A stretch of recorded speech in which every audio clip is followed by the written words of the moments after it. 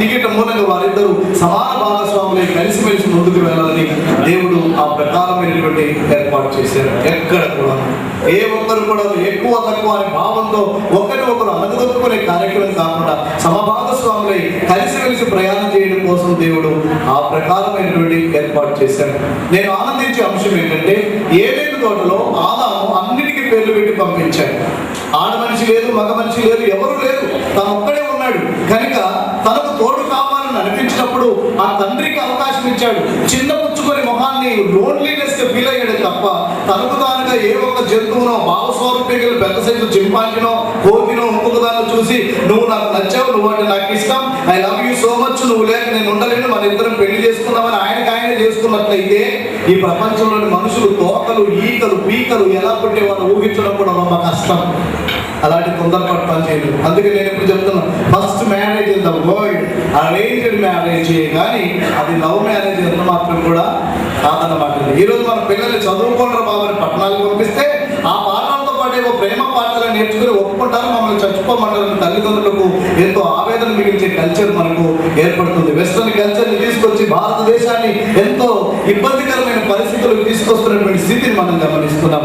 కనుక మొట్టమొదటి వివాహం దేవుడు చేశాడు, తండ్రిగా దగ్గరుండి చేశాడు, సర్వము తానే చేశాడు. కనుకనే వివాహం అన్ని విషయాల్లో ఘనమైనదని బైబిల్ సెలవిస్తుంది. వివాహ వ్యవస్థ పటిష్టత కోసం బైబిల్ కొన్ని సూత్రాలు చెప్పింది. నేను అనంతపురం జిల్లా కదిరి అనే పట్టణంలో 150 జంటల్ని ఒకే చోట కూర్చోబెట్టి సంతోషకరమైన వైవాహిక జీవితానికి 7 సూత్రాలు అని ఒక లైవ్ షో చేశాను. దాని DVD రూపంలో మేము ముద్రించగా ఇప్పటికీ కొన్ని వేల ప్రతుల్ని తెలుగు ప్రేక్షకులకు అందించడం జరిగింది. అందులో 7 సూత్రాలు చెప్పారు. Bible based 7 principles. సంతోషకరమైన జీవితం జీవించడానికి అవి ఉపయోగపడతాయి. అయితే 7 సూత్రాలు ఇక్కడ చెప్పను, కానీ 1 అలా లేదా 1.5 2 చెప్పడానికి ప్రయత్నం చేస్తాను. ఎందుకంటే జీవితం సుఖధామంగా హాయిగా ఆనందమయంగా సాగాలంటే బైబిల్ ప్రతిపాదిత సూత్రాలు కుటుంబ వ్యవస్థకు అచ్చంగా సరిపోయేవిగా ఉన్నాయి.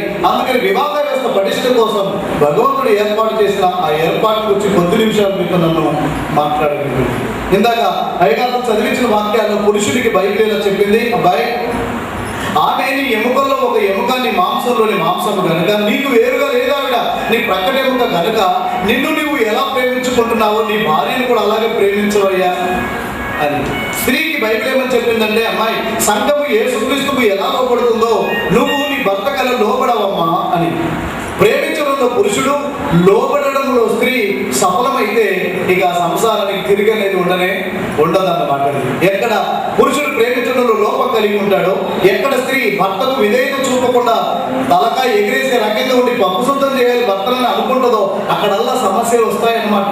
అందుకని బైబిల్ చెప్పింది పురుషుడిని తనను తాను ప్రేమించుకున్నట్లుగా భార్యను ప్రేమించమని. అలాగే భార్యకి చెప్పింది సంఘము యేసుక్రీస్తుకు ఎలా లోపడుతుందో సంపూర్ణంగా నీ భర్త కల విధేయత చూపి సంసారాన్ని కట్టుకోవాలి. అందుకని ఇక్కడ జరిగే పెళ్లి సోదరుడు ఆనంద బాబుకు నవ్యశ్రీకి కారాదు. అయ్యో ఆమె పెళ్లి కదంటే నేను లేచి లేవు కొమ్మ తీసి పెళ్లి వాదలే జరుగుతుంది ఇక్కడ, కరెక్టే పరిశుద్ధ ప్రభు సంఘంలోనే. కానీ ఇతగాడు ప్రేమకు మారు పేరుగా కనుక ఈ కుర్చీలో కూర్చుంటే ఈయన ఆనంద బాబు కాదు, ప్రేమయ్య. ఈమె కనుక విధేయతకు మారు పేరుగా కుర్చీలో ఆసీనురాలైతే ఈమె పేరు నవ్యశ్రీ కాదు, విధేయతమ్మ. అంటే ఇక్కడ జరిగే పెళ్లి ప్రేమ విధేయతలకు పెళ్లి. ప్రేమకు ప్రతినిధి మారు పేరైతే, విధేయతకు ప్రతినిధి మారు పేరైతే ఇక్కడ జరిగేది ఆనందబాబు నవ్యశ్రీల పెళ్లి కాదు, ప్రేమ విధేయతలకు పెళ్లి.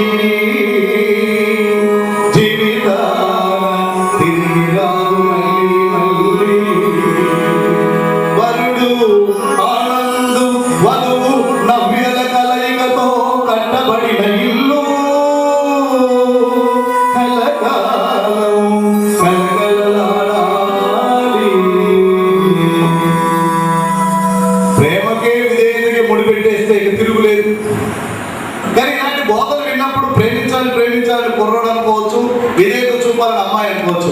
అసలు చెప్పక్కర్లా, ఆరంభంలో ఆటోమేటిక్ ఉంటాయి, కానీ చివరిదాకా ఉండడమే ఇక్కడ విశేషం. సంసారం ఆనందమయంగా కొనసాగాలి అంటే ప్రేమ అయినా విధేయత అయినా టెంపరీగా కొద్ది కాలం ఉండేది కాదు, మోజు తీరే వరకు ఉండేది కాదు. జీవితపు అంత భాగం వరకు అది కొనసాగినప్పుడు అటువంటి కుటుంబానికి తిరుగు అనేది ఉండదని నేను పక్కాగా దైవ గ్రంథాన్ని బేస్ చేసుకుని మీకు హామీ ఇస్తున్నాను. మొదట్లో ప్రేమించిన వాళ్ళు అందరూ ఆనందలే, కానీ కొనసాగాలి. ఇంటికి వచ్చేసరికి భార్య పాపం డల్గా కూర్చుందంట, పడుకుందంట. వాట్ హ్యాపెండ్ నవ్య అన్నాడు. ఒకటే తలనొప్పి పండి ఒన్నొప్పులుగా ఉండి జ్వరంగా ఉంటే ఫీవరిస్తుంటే పడుకున్నానండి అంది. అనగానే ఇప్పుడే వస్తానుండా వెళ్ళిపోతున్నాడు. ఏమండి ఎక్కడికి వెళ్ళి అని అడిగింది. డాక్టర్ని తీసుకొస్తా సెంటర్ నుంచి అన్నాడంట. అయ్యో ఈ మాత్రానికి డాక్టర్ ఎందుకంటే నేను జండుబాబు రాసుకుంటా, ఏమండి వద్దండి అంటుంటే నోర్మి నేను బాగా అనేది ఆరోగ్య డాక్టర్ని ఇంటికి తీసుకొచ్చాడండి. మరి కొత్త పెళ్ళైన కొత్తలో మోస్తుంది కదా, అయిపోయిందండి. ఇంకొక 6 నెలల సంవత్సరం పోయింది, వచ్చేసరికి పడుకున్నది. వాట్ హ్యాపెండ్ అన్నాడు. ఒకటే హెడేక్ అండి, ఒకటే బాడీ పెయిన్, ఫీవరిష్గా ఉంటే పడుకున్నానండి. దగ్గర సెంటర్కి వెళ్ళి డాక్టర్ కూడా చూపించుకోలేవా, వెళ్ళలేకపోయావా అన్నాడండి. ఇంకొక 6 నెలల సంవత్సరం మంది ఇలా ఇంటికి వచ్చి డల్గా పడుకుంది. వాట్ హ్యాపెండ్ అన్నాడు. కొంచెం మాట తీరు మారింది. ఒకటే హెడేక్ అండి, ఒకటే బాడీ పెయిన్స్ అండి, ఫీవరిష్ ఉండి బొచ్చున్నానండి అంటుంటే నీకు ఎప్పుడు బాగుండి వచ్చిందని ఇప్పుడు బాగుంటుంది లే అంటే నేను రోగిస్తున్నా అన్నా మీ ఉద్దేశం కాదు, ఆరోగ్యంగా ఉన్నానే నా ఉద్దేశం. ఇలా మాట్లాడితే నాకు బాధ అనిపిస్తుంది. నువ్వు బొచ్చుంటే నాకు ఆనందంగా ఉంటుందా? ఏంటి మీరు అలా మాట్లాడుతుంది? నిన్ననే లాభంలే, నేను కట్ట పెట్టిన వాళ్ళు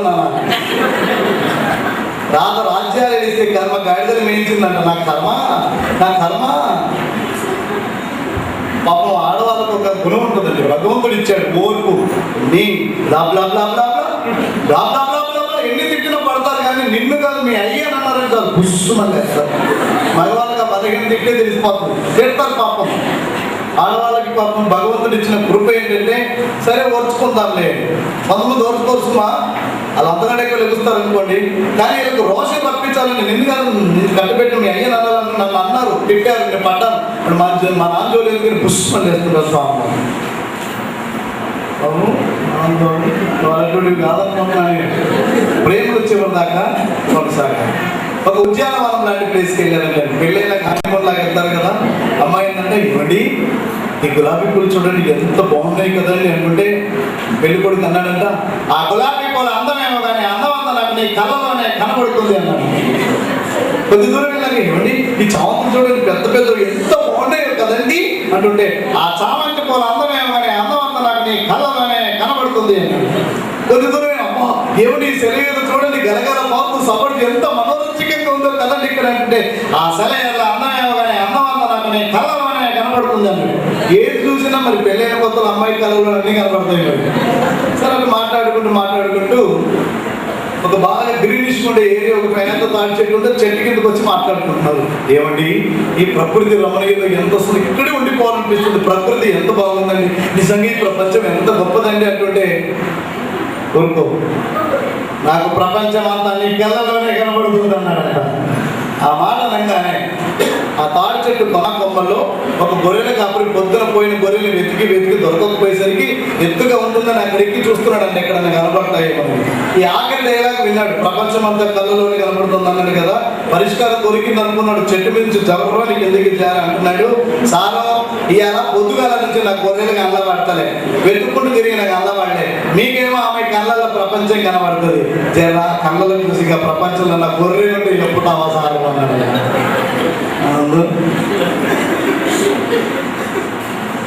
ఏంటంటే అంతా మా అబ్బాయి మీదగా పోనిస్తున్నారంటే అమ్మాయి గురించి కూడా ఒక మాట చెప్తాను.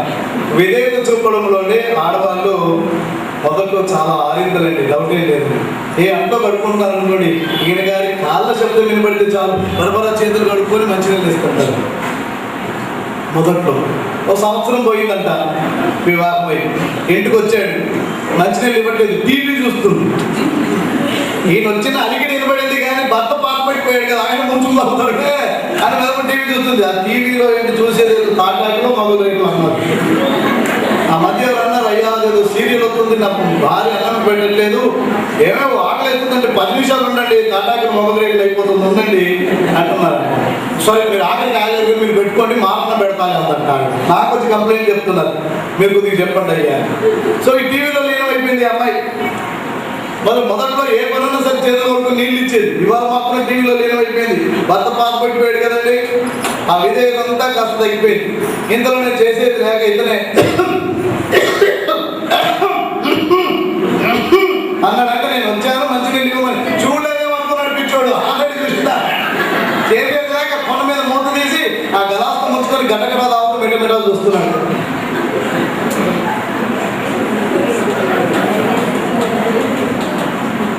అంటే తాగి పెట్టబోతున్నాడండి. ఇంతలో టీవీ రిమోట్ చేతిలో ఉంది, తిరిగి అంది ఏమంటే అదే చేతిలో నాకు గ్లాస్ ఇవ్వమంటారు.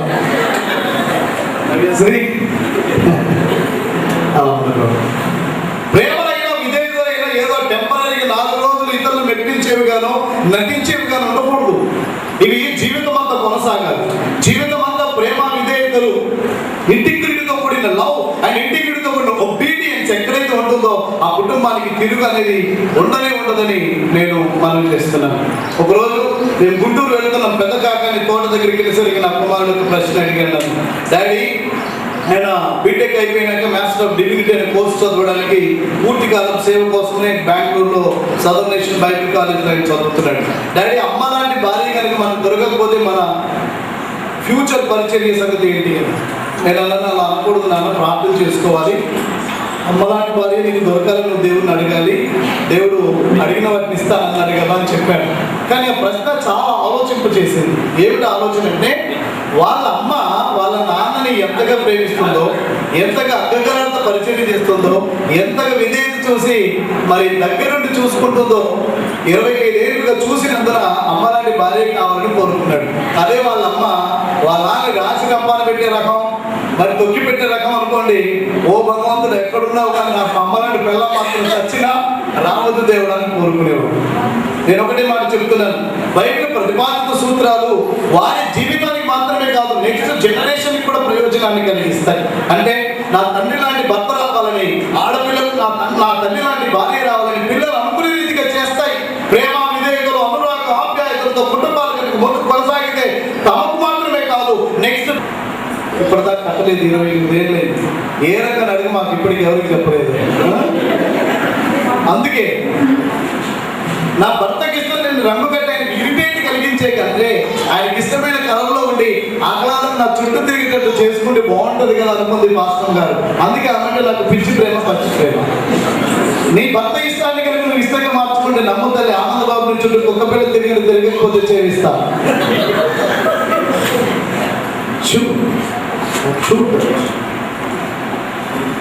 మార్చుకుని తను ప్రేమిస్తున్నట్టు తను అర్థం చేసుకుంటే వదిన నాగేశ్వరి వదిన లేచింది మహిళా లోకం, డ్వాక్రా మహిళలు అందరూ వెళ్తున్నారు, రా చేయి చెబుదాం, లేచింది మహిళా లోకం అంటుంటే లేచింది కూర్చుంది వదిన, నన్ను ప్రేమించే ఆనంద బాబు నాకు దొరికాడు, పిల్లల పనులు ఉన్నాయి, మీరు వెళ్ళండి నేను రానంటారు. అంటే మీరు ఒకరు అంతగా ఇష్టపడాలి, ఒకరినొకరు అంతగా అడ్జస్ట్ అవ్వాలి. సర్దుబాటులోనే సంసారం విలువ ఆధారపడింది. సర్దుబాటు సంసారానికి పునాది. ఎక్కడ సర్దుబాటు ఉండదో ఆ సంసారం నిత్యం రగడగా ఉండి చచ్చినాక ఎప్పుడో కాదు నరకం బ్రతికుండగానే ఇంట్లోనే అనుభవిస్తారు. భగవంతుడు ఏర్పాటు చేసిన వివాహ వ్యవస్థలో కుటుంబం ఒక పరలోకంలాగా మోక్షధామంలాగా ఉండాలని కానీ నరకతుల్యంగా ఉండాలని కాదు అన్నాడండి. అందరూ ఒక రకంగా ఉండరు. మగవాళ్ళు కొంతమందికి కోపం జాస్తి అన్నమాట. శాంతారావు ఉండరు అందరూ. 2 కళ్ళు బాగానే ఉన్నాయి. బియ్యంలో 4 రాగలితే చస్తావా, ఏం చేస్తున్నావు అన్నాడు. అయ్యో బండి కింద రాయి వెళ్ళేసరికి నేను గారికి కోపం వచ్చినట్టుందని కొద్దిగా సర్దుకొని, అయ్యో మల్లెపూలా ఉన్నాయండి, బియ్యం రాళ్ళు ఉన్నాయి, ఊపి నాకు రాలేదండి, ఈసారి శుభ్రంగా ఏళ్ళు పడతాను, ఒక్కసారి తినండి అంటే నోరు ముసుగు తినేవాడు. కానీ అమ్మాయి 2 ఆకులు ఎక్కువ తెలియదంట. ఏమన్నా తెలుసా, 32 రూపాయలు బాగానే ఉన్నాయి, 4 రాళ్ళు తిని నేను చావలేగా అంటే ఏంటే పళ్ళు ఉన్నాయి రాళ్ళు తింటాను కానీ ఒకరోజు రాళ్ళు తగిలేట్టుకో కళ్ళు పోవాలంటారా? ఏంటి ఎక్కువ మాట్లాడుతున్నావు, మగవాళ్ళతో మాట్లాడవచ్చు కానీ ఆడవాళ్ళు మాట్లాడచ్చు అవసరం కూడా లేదు అనగానే మీదకి వెళ్ళాడు. ఏంటి మీద పడుతున్నారు, పడతారా ఊరికే ఊరికి వచ్చాడు. నా సర్చింగ్ లో నేను కొంత పరిశోధన చేశాను. ఇది 300 3 4 వైపు ఫ్యాన్సీ నంబర్ పెళ్లి 345 పెళ్లి నేను చేసేది 345 అన్నమాట. మంచి ఫ్యాన్సీ నంబర్ వచ్చింది. 40% తప్పు చేస్తే కొట్టేటట్టుగా మాట్లాడే మాటలు మాట్లాడి 6 మనిషి 60% తప్పు చేస్తుందని తెలిసింది. ఇలాగే ఏంటి మీద కొడుతున్నారు? కొడతారా కొడితే ఏం చేస్తావు? కొట్టడం చూస్తా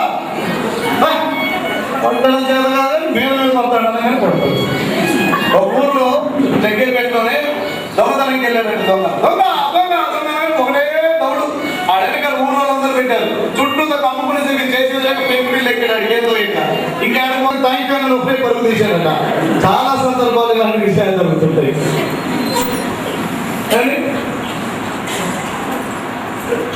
కొద్దిగా సర్దుబాటు ఆ రాయి తగిలింది అతనేలా చెప్పొచ్చేమో. భర్త సర్దుబాటు అయితే ఏమై లాభ తగ్గుతుంది శుభ్రంగా ఏది వండవా ఎలా అనుకోండి.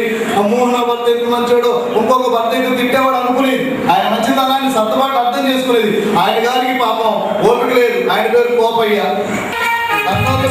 కళ్ళు పండే సమయం.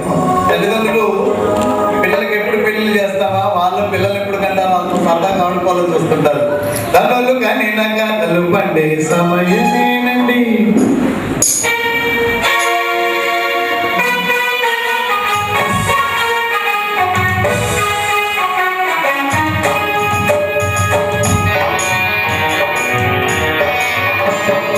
కన్నులు కానీ కళ్ళు పండే సమయమేనండి. కన్నులు కానీ కళ్ళు పండే సమయమొచ్చింది. ఆనందం వ్యాచేతులు కళ్ళు వచ్చింది. ఏడు కన్నులు కానీ కళ్ళు పండే సమయం వచ్చింది. సమరం వచ్చినాము చూడు కన్నులు కానీ కళ్ళు పండే సమయమేనండి. ఆనందం వ్యాచేతులు కళ్ళు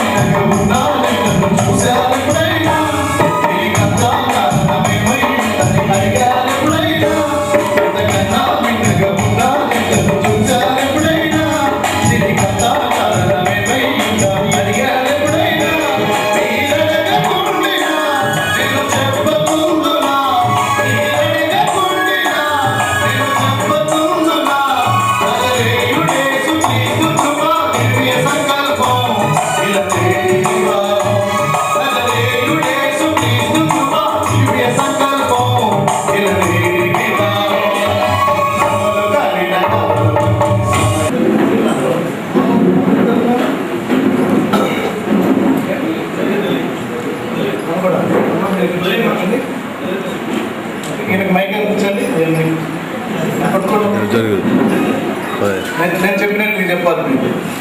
బాబు ఆనంద్ బాబు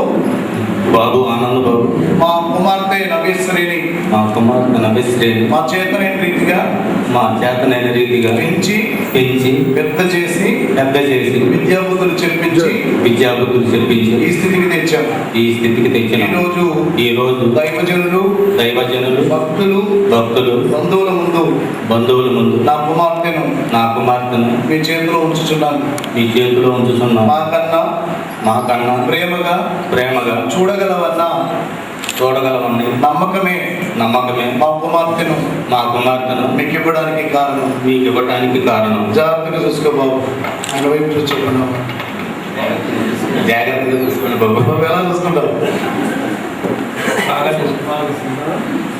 మేనమామ గారు మరి సతీమణి తల్లి గారి సమక్షంలో చెప్పారు. పట్టుకోండి, ఫోటో తీస్తారు. బాగా చూసుకోవాలి సార్. దయగలిగిన తండ్రి, కని పెంచి పెద్ద చేసిన కుమార్తెను మాకన్నా ప్రేమగా చూడగలవని ఒక నమ్మకమే మా అమ్మాయిని మీకు ఇవ్వడానికి కారణం అన్నారు. ఆ నమ్మకం సదా ఆనందబాబు నిలబెట్టుకొనుగాక. వారి జీవితాలు అనురాగం ఆప్యాయతగా, కష్టం సుఖం చలి వేడి ఎత్తు బలం ఏ పరిస్థితి అయినా మంచిగా ముందు కొనసాగినందుకు కృప దయచేయండి. యేసు పేరు కడుగుచున్నాము తండ్రి. ఒక నిమిషం అలా ఉండండి. ఈ వివాహం అందరి సమ్మతితో జరగాలి. అందుకని తల్లిదండ్రులు సమ్మతించి వారి చేతులు పెట్టేవలసిందే. కానీ మీకు ఇష్టం లేదంటే థ్యాంక్ యూ అండి. పెళ్ళయిందా? ఎలా గడిచిపోయిందా? అందుకే చేయలేదు. వెళ్ళి మేము ఈ స్థానాల్లో కూర్చోండి. వెళ్ళిపోతుంటే ఒక పెళ్లి కొడుకుంటే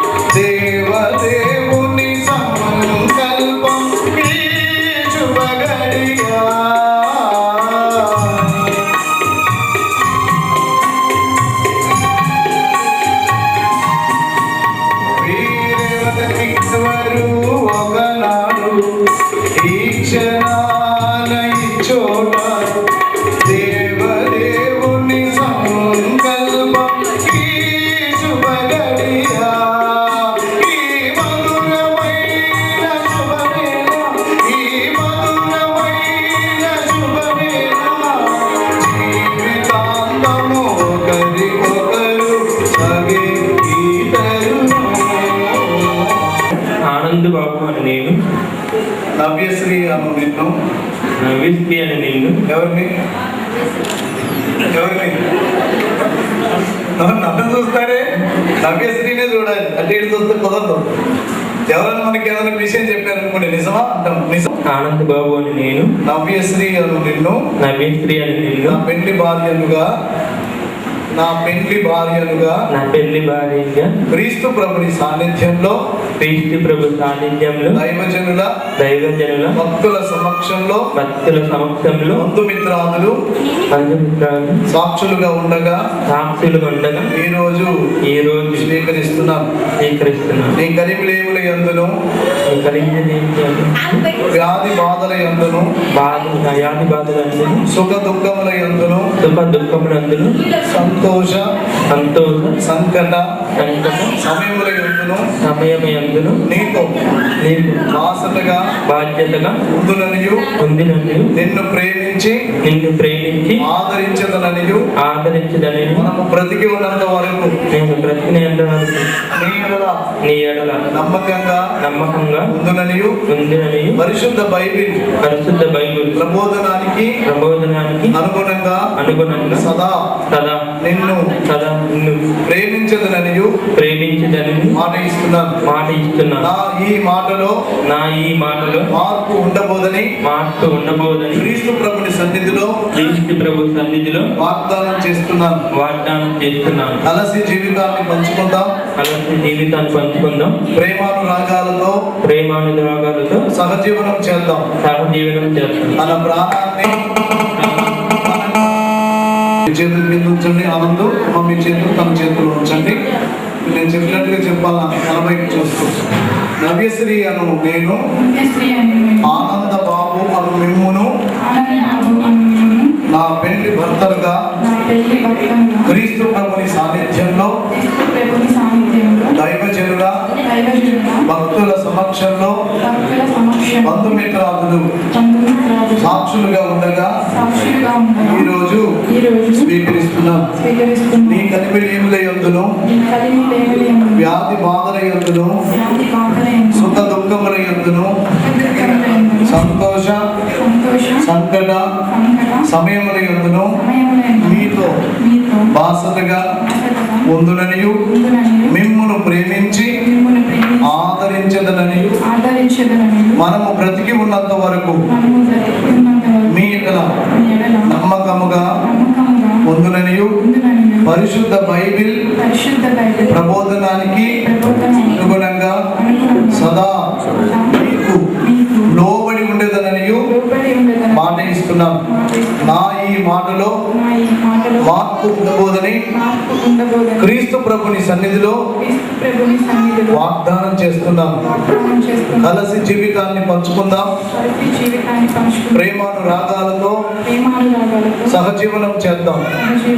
తన ప్రాణాన్ని బలంగా బలిదానం చేసిన క్రీస్తు ప్రభుని మహిమార్థమై జీవిద్దాం.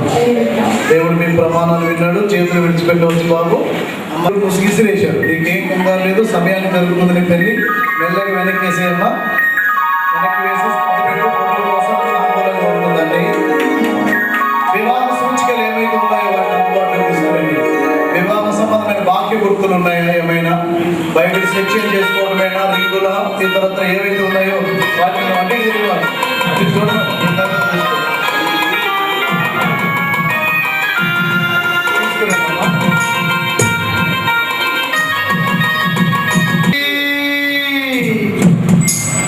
దేవదూతలు చూడగరండి. ఏంటి సజ్జలు ఏమని